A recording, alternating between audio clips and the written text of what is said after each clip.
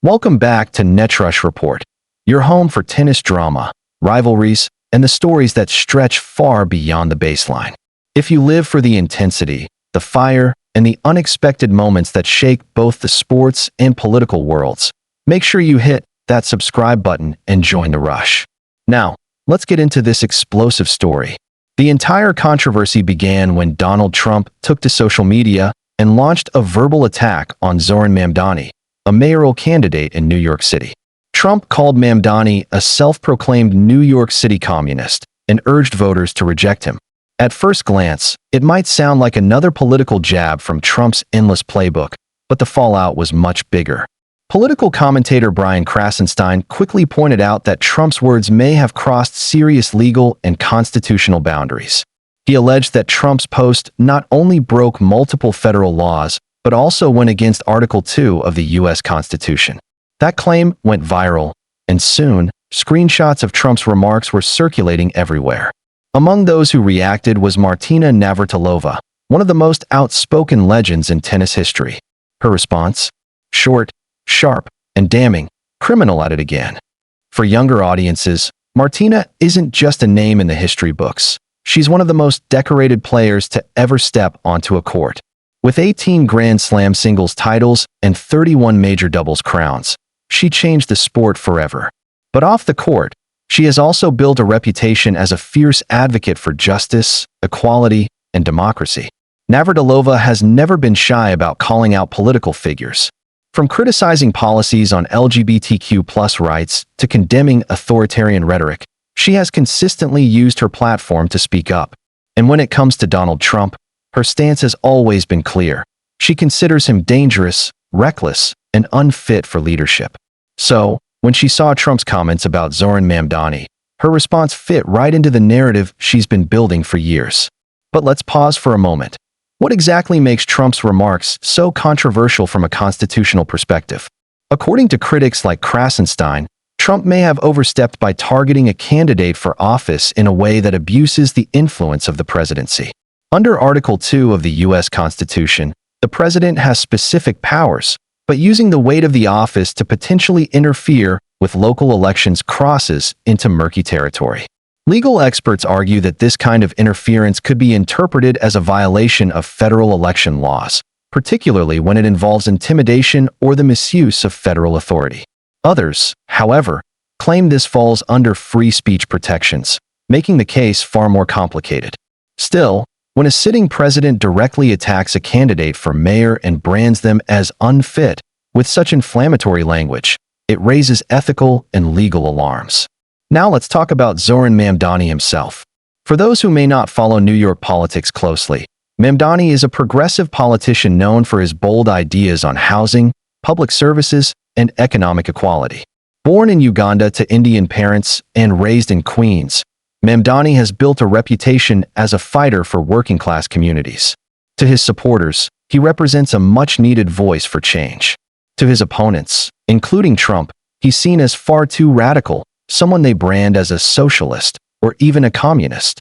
Trump's attack on him wasn't just a casual insult. It was a calculated attempt to paint Mamdani as dangerous and un-American. And that's where the controversy exploded. Once Trump's post was shared, Twitter and other platforms erupted. Supporters cheered him on, saying he had every right to call out Mamdani. Critics, however, accused him of breaking the very laws he once swore to uphold. And then came Martina Navratilova's comment. Her words spread across sports pages, political outlets, and social feeds alike. For many, it was symbolic, a tennis legend, a global icon, standing up against a political figure who has polarized the nation for nearly a decade. Interestingly, this wasn't the first time Trump's name found its way into tennis headlines. During the U.S. Open, his attendance caused delays and sparked heated discussions.